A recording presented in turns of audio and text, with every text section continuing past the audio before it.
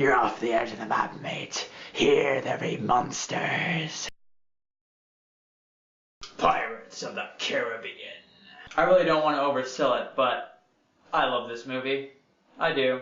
I was only going to watch part of it for the review since I've seen it so many times, but you know how it is. Once I started it, I couldn't stop.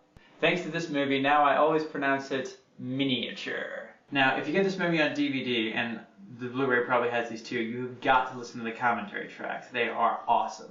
Now, you got the screenwriters talking about all the intricacies of the plot and the characters and all the revisions they went through. Very interesting stuff, especially for someone like me, who's a, unproduced screenwriter myself.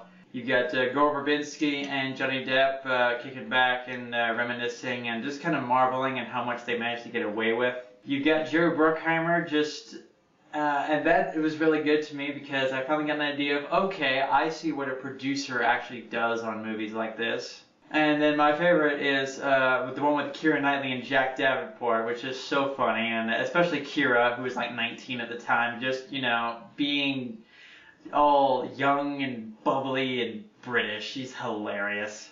Now, given how much the Jack Sparrow character has been popularized and parodied and so forth, it's, going back and watching the original, he almost seems kind of restrained now sometimes, but he's still Jack Sparrow, Everybody talks about how great Johnny Depp is, and he is great, don't get me wrong. I mean, this is a movie that turned him into a bankable lead, for better or worse. But I remember the one that really grabbed me when I watched this movie the first time was Geoffrey Rush. I mean, he's generally a character actor, so he's quite the chameleon, but watching this, I couldn't picture anybody playing the role of the evil pirate captain so perfectly.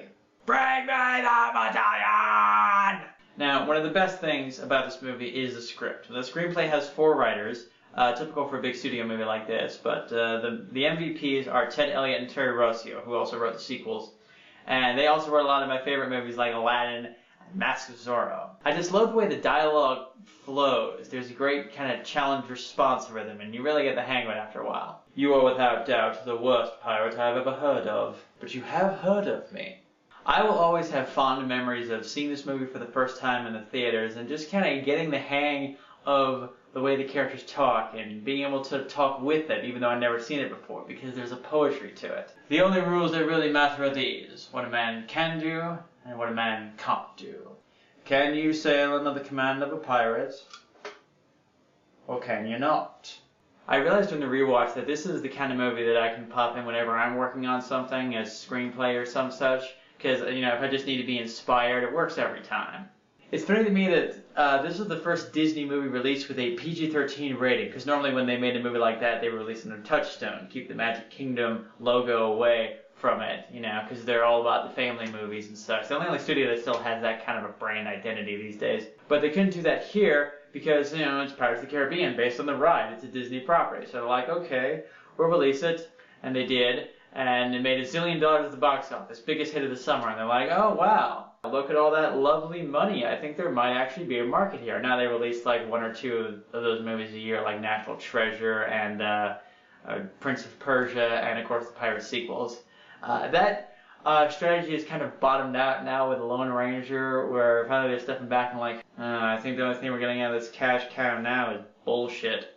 But yeah, Pirates of the Caribbean, The Curse of the Black Pearl, you know it, you love it. So, yeah. See you next week.